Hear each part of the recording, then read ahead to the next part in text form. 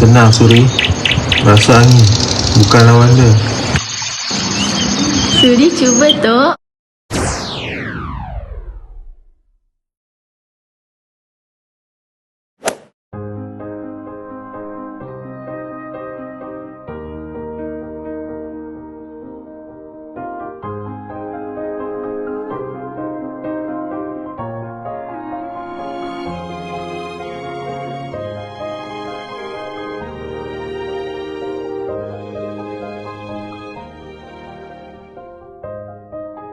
Suri gagal. Semua tengok. Suri malu.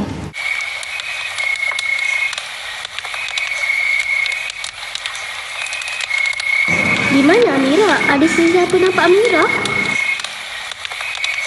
Tolong, tolong, tolong. Aduh, kaki saya sakitnya. Kita jauh daripada bantuan.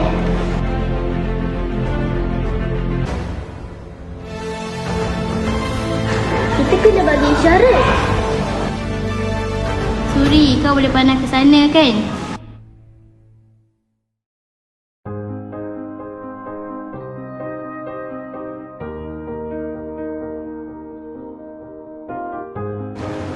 Panah bukan guna mata, tapi hati. Yakinlah pada pertolongan Allah. Allahu Akbar.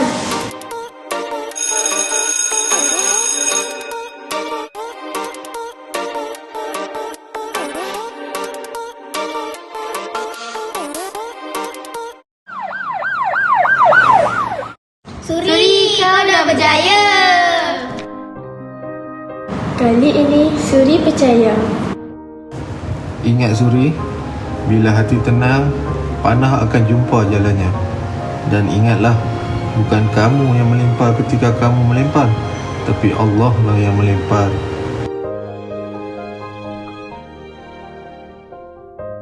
Kegagalan bukan pengakhiran.